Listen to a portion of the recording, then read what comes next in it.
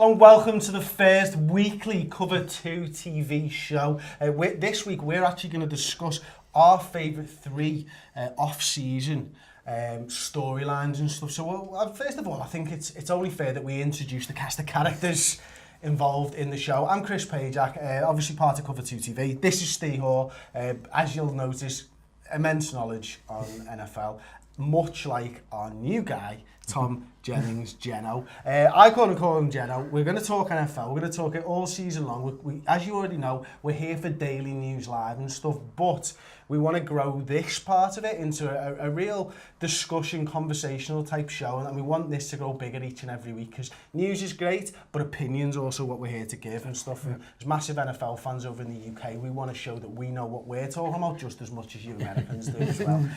So we're going to get straight stuck into it. Steve, first and foremost, mate, what is your favourite off-season storyline? My top of my favourite one was the Patriots decided not to trade away Jimmy Garoppolo. I think that is absolutely fascinating for a number of reasons, really. First of all, if you were ever going to get value for a quarterback, it was in this off-season.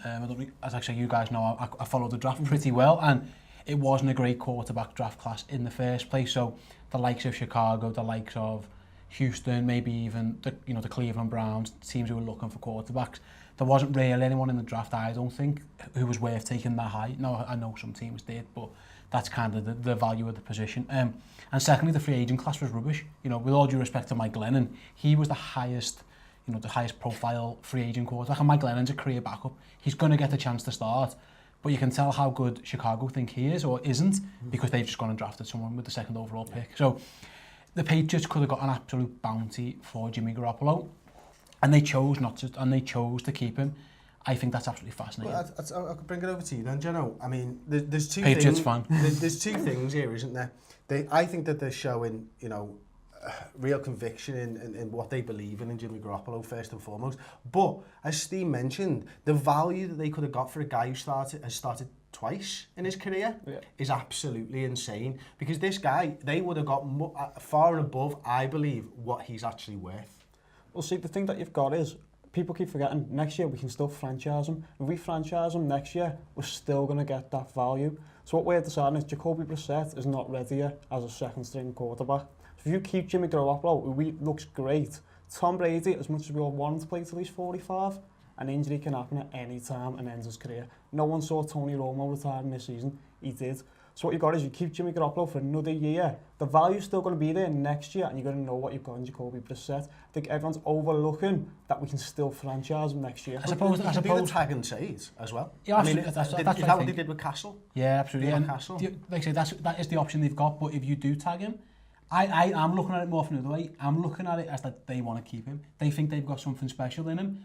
And I think this time next season, and I know it might be sacrilege to say, I think there might be a Garoppolo-Brady conversation happening. And I know that's mad, but every team's had it. Look at this guy here, Brett Favre. The Packers had to have that decision at one stage because they took Aaron Rodgers.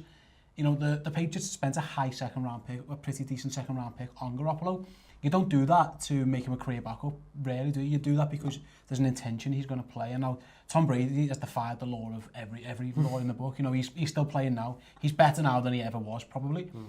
But at some stage, if you've got the guy, and from all accounts, the Patriots think Jimmy Garoppolo is the guy, like he's a star, that transition is a thing. And I think ideally, the thing that would make it easier for the Patriots, and in an ideal world, is for they win again and Tom decides to step away. I don't think he's going to do that. From everything we know of Tom Brady, he's not going to do that. So it's a fascinating conversation. I agree with you completely. I think Garoppolo is going to be the next guy to be the quarterback of New England. And when you look at what New England are doing with him, I think the conversation that you mentioned is going to happen at the end of next year is already happening. The fact that they've kept Garoppolo says to me that Brady, as crazy as it sounds, is already fighting for his job, because at some point. Now, I know during Kraft's reign over the Patriots and stuff, there has been the triumvirate of Brady, Kraft, and, of course, Bill Belichick. At some point, Belichick's egotistical, maniacal way of running the Patriots, which is just win at all costs, Brady has to fall by the wayside. And he's the one coach that's big enough to actually do that in the NFL. Well, you've got to remember, at the time, Drew Bledsoe was our quarterback. He was a franchise quarterback and we just paid him a hell of a lot of money. But we looked and went, Tom Brady is better. When Drew Bledsoe went down, we went, Tom Brady is better option then. And we went and won the Super Bowl and we won a lot more. We've been the most successful team forever, basically. So it could happen, and I like what Jimmy G does because he has the same qualities as Tom Brady. It's that quick release, but he's a little bit more athletic. And that's what you want in the NFL. I think that's one of the most important overlooked things is your speed of your releases in your throw motion. So it could happen, and it's a conversation that's always going to happen, but it's only a year ago when people were saying, should Jimmy G, take over Tom Brady now, and Bill Belichick completely dismissed it. He just looked at the fella and did the typical Bill Belichick answer and just went, what are you on about? But it's always a conversation that's going to be there because he's going to be so wanted. I mean, I know Browns is after quarterback, but we think they could be in for one. The Jets could be in for a quarterback. There's going to be San Francisco 49ers could be in for a quarterback. There's going to be a lot of want for a quarterback. If you can't get one of the ones that we've been talking about, like Arnold or Donald rather, or Rosen or Allen, then they're going to be looking at Jimmy G. I agree, but in terms of two things on the value point is that anyone who traded for him this year would have had him for dirt cheap for this year, rookie contract and stuff. And next year, you just mentioned names where his value will decrease slightly because of other options available. So we think Kirk Cousins, for example, might hit the market. There's a good chance he will. Obviously, he might sign a deal in the next few days, but he might not. And the Redskins, then he becomes a free agent because I doubt they're going to franchise tag him for a third time. As it stands, the 2018 draft class, Donald, Allen, Rosen, there's others as well, Jackson and stuff, there's a ton of them. I think there's the scarcity of the position of this summer and what's ahead in terms of what's going to be available, what we think is going to be available. The Patriots could have got an absolute fortune. And listen, they've chosen not to, and I understand it, because at the end of the day, if Tom goes down, Jacoby Brissett isn't going to win a Super Bowl, Jimmy Garoppolo, we don't know. I think that they think he can, so I do understand it. I just think from a personal point of view, it's going to be fascinating in 12 months' time. I think we'll be sitting here and the Brady Garoppolo thing will be the news of the summer. It will be the new Favre Rodgers that we all went through 2008, 7, 8. Albeit, Brett stepped away, come back. Yeah. Brady won't. I just think it's going to be, top of the agenda is going to be what did he do with Garoppolo, and I can't wait. I can't wait to see what he does because he's going to be. I think he's going to be good. We don't know because he hasn't played enough. And I can't. So if he is a franchise quarterback, he can't be a backup for much longer. No. In terms of himself, in terms of everything, he could choose not to sign a franchise. There's tons he can do, trying to leverage a move. I do think it's going to be the first time in a long time where the Patriots have a little bit of dysfunction. Listen, it's a great problem to have. You've got too many good quarterbacks. There's not enough in the league. Never mind on the same team. I think it's going to be fascinating. Okay, and let us know what you think, of course, in the comment section below. Do you think, like us, that there is going to be question marks over Tom Brady? That's mad, isn't it? It's absolutely insane. It's the way of the business. But this is what happens when you tread new ground. When you're playing as a quarterback into your 40s, you just don't know when that drop-off's going to come. And that's what the Patriots... I think all the time. Peyton's drop-off come like that. Exactly. Yeah. Peyton, at the end of his career, he had the injuries and he was fine and he had a great season and he declined slightly and then the next year he was gone. Yeah. He was absolutely gone and Brock Osweiler was playing. Tom Brady looks after himself so well. He hasn't had as many hits, neck surgeries and stuff. He's stubborn and he believes he's okay. But the Patriots don't, and they're planning for the future, and there's nothing wrong with that, is there? So let us know in the comment section what you think, as I say, about the Brady situation. Don't forget to give the video a like if you've enjoyed it so far as well. And we're going to move on to Geno's top storyline of the summer. So for me, the top storyline is what's happening with Colin Kaepernick. Because there seems to be a lot of things, is he blackballed, is he not blackballed? But you've got to see the right wing of America who are like, yes, this guy didn't stand up for the national anthem. We've blackballed him. You've got the left wing of America like, how's this guy not have a job? How's he not have a job? This is a disgrace. But I'd like to look at it from a footballing perspective. And the reason why he doesn't have a job is because he hasn't played well for 3 years. He doesn't have a job because he hasn't played well for 3 years. He had an opportunity to go to Denver last season and he couldn't negotiate a contract. So what he's telling you is, I want to be a starter. Well, what we've seen for the last 3 years, I mean, he got benched in week 13 because he only threw for 4 yards. For Blaine Gabbert, who is a career... Is he even a backup? Is he a first string? Let's be honest now. And I was looking at his stats, and when he first broke out, he was throwing 7.7 yards a pass. Last season, it was like 6.7. That's a whole lot of difference. And you can see the decline in a player. And now, who would you think has run for more touchdowns career, Andy Dalton or Colin Kaepernick? I'm guessing you're going to say Dalton. Dalton's that the question, yeah. Dalton's run for 5 more. But the NFL's a game of surprises. You'd expect it from Kaepernick, you don't expect it from both. No, but that's the point is, he came in and it was a big up blow because no one knew what he was. And he was running around, everyone's like, well, look at this fella.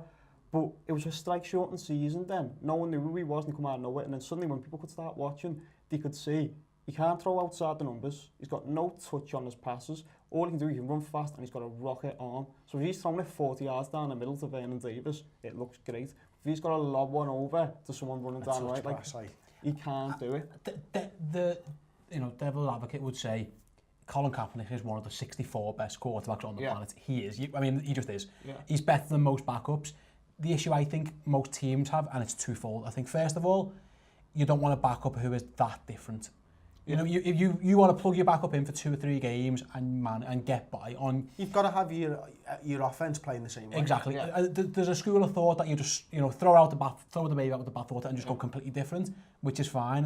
It's easy as fans to say that. NFL coaches will not want that. Yeah. They don't spend 70 hours a week game planning to throw that game plan away.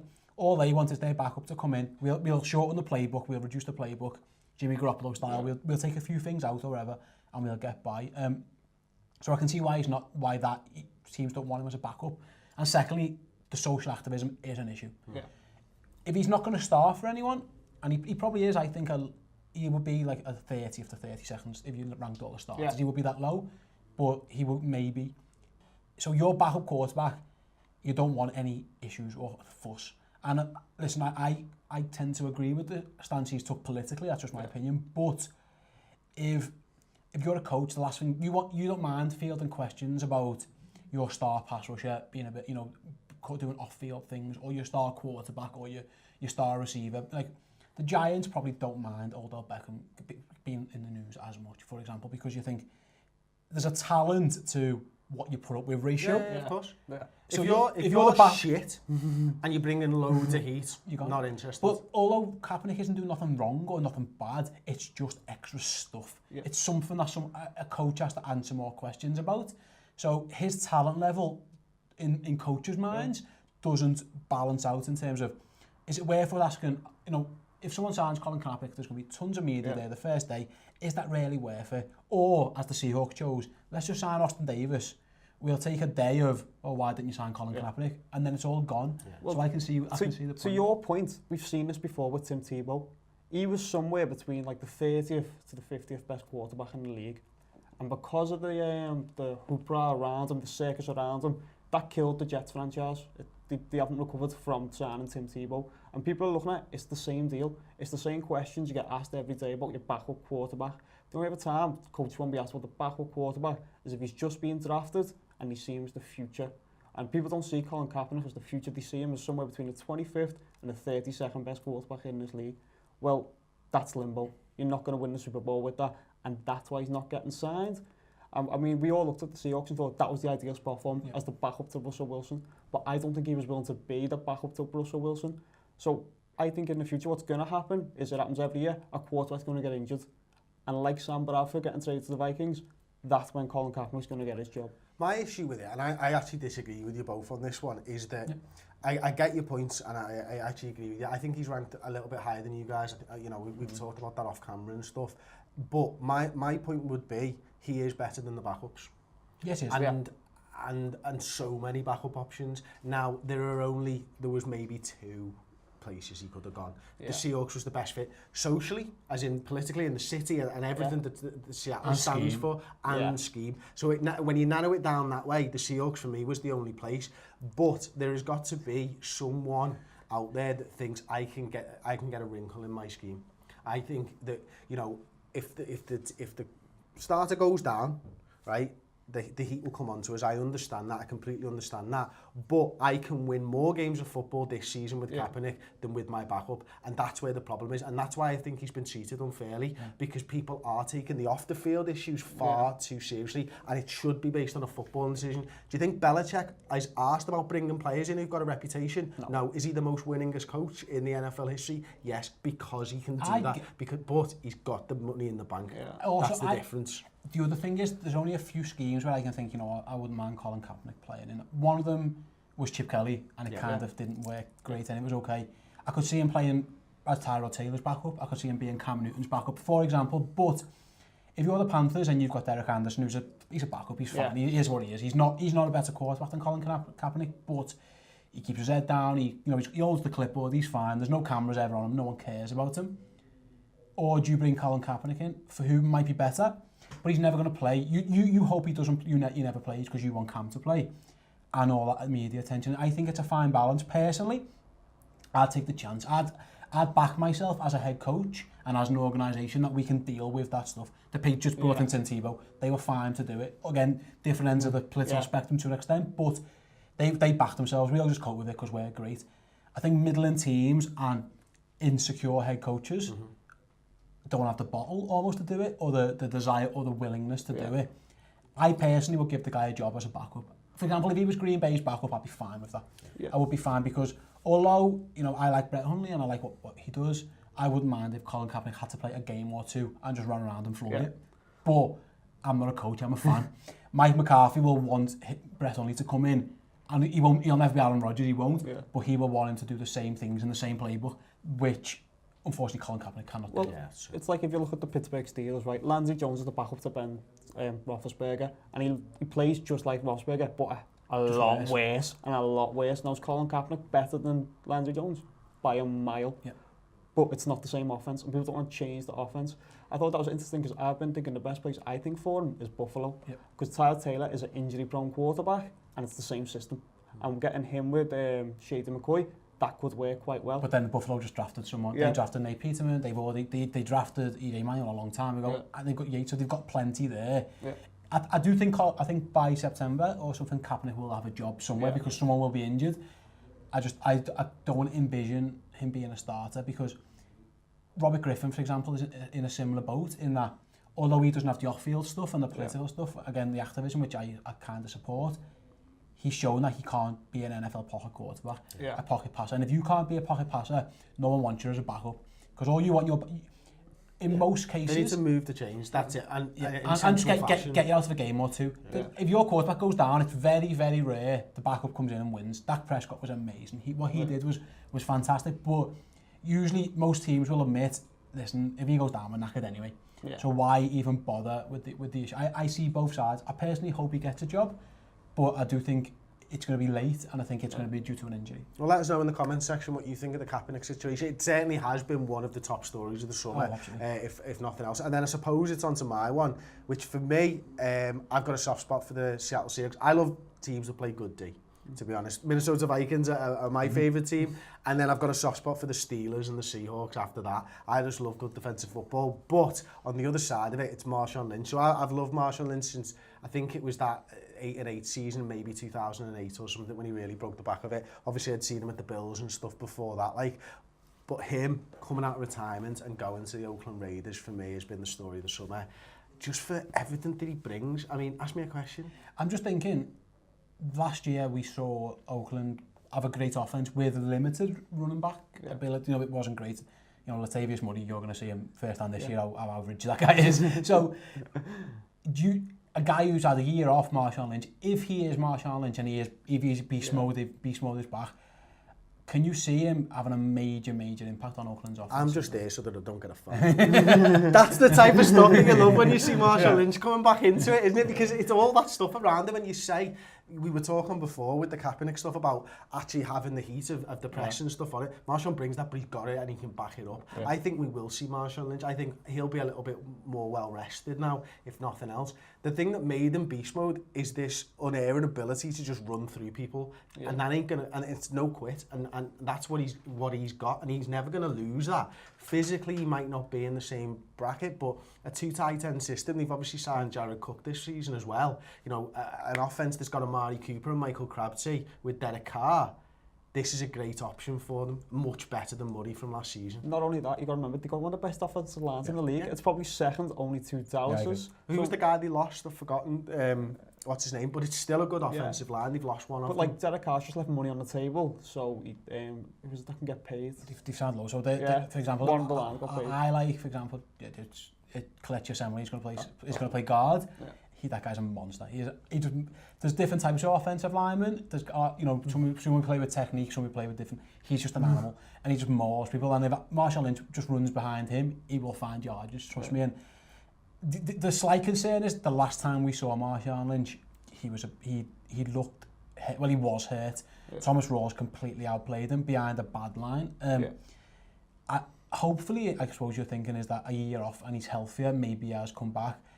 It would be rare though, Chris, wouldn't it, for a guy to take a year, to retire, take a year or so off, come back and be an impact star. It would be, you know, almost trailblazing in a way. Well, it is and it isn't, because I think to do it this way, yeah, it would be. But I only have to look at the Vikings to see what Peterson did with an injury. Yeah. You know what I mean? And that if people can come back from injuries, running backs only a few years ago, then someone can do it with a year off where they look after themselves. And as I said before, he's got that fight. He's going back to where he was born. You know, he grew up in Oakland. He's going back there. He loves that club. He wants to play ball for them. They've got 2 years left in Oakland. He wants to be there for both of them. He won't go any further with them if he even makes next season. But for me right now, Lynch back, beast mode back in the NFL. Does it get any better than that? Well, see, here's the other thing though. I was looking into the last time running back came back from something like this, and the one I think of was Ricky Williams, who had a lot of suspensions for other reasons. Yeah. And he had one good season when he come back, and that was the Wildcat season. Yeah. And then outside of that, I mean, Tiki Barber tried to come back, but that failed, and I can't really think of any running backs who've quit and then come back from retirement. He's a different standard to those guys. So I suppose what you'll think is he's Tiki Barber. Ricky Williams was good in the I mean, they're good. No, don't get me wrong. Ricky Williams was very good. They're good. I'm not saying they're bad players, but I think Lynch is a better player than those two, and that's high praise. But I like Tiki Barber. I think we've seen players take a year off through injury and come back. And if you take it, if you in his head thinks of it as right, I just missed a year through injury. I like Adrian Peterson, who we've seen do it twice now, pretty much. Can I come back and be beast mode? I think he can, and I agree. I think the hometown factor is huge. Actually, I think he's going to be, as motivation goes to go and win a title, you know you've got 1 or 2 years left on a team who should be contenders in your hometown. I worry when someone comes back, what are they coming back for? Yeah. Are they coming back for the money? Are they coming back just, you know, as a sense of, I've got nothing else to do? Marshawn Lynch probably didn't need the money, and he probably had tons of offers of things to do. So he's coming back to play ball for Oakland. I err with you on the side that I think it's going to work. If nothing else, he might not play every down. He might split carries. They've got some good, decent other options there as well. But I think on that offense, with that offensive line, with that quarterback, he's got every chance to be successful. And Jenna, what a great move by Del Rio and the GM there to bring this guy in when a fan base is really down and out. Yeah.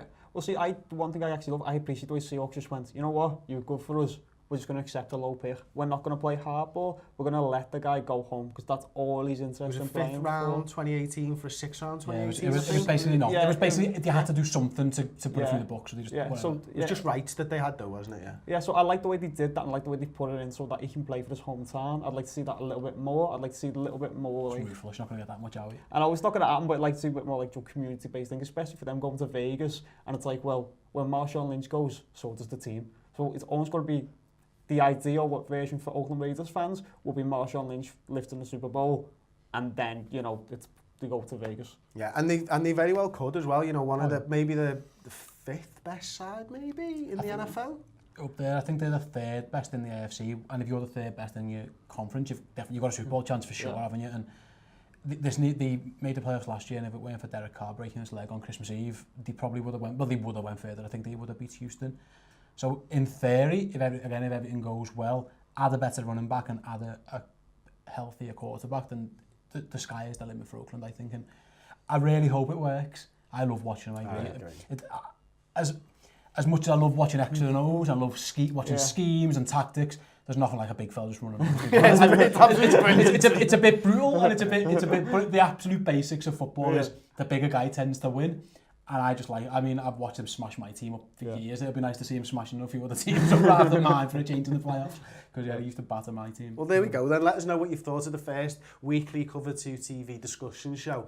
We've enjoyed that. I certainly have anyway. Thanks very much for joining me, lads. Thanks very much for watching. Don't forget, as I said at the start of the video, give us a like. It does help us. We're getting about 150, 200 people viewing. The more likes and the more shares and all that type of stuff, the more people will view our content, which is what we want because we love talking about the NFL. Anyway, thanks very much for watching. Don't forget to comment. We'll be in the comment section after the video goes live, and let me know your top storylines this summer.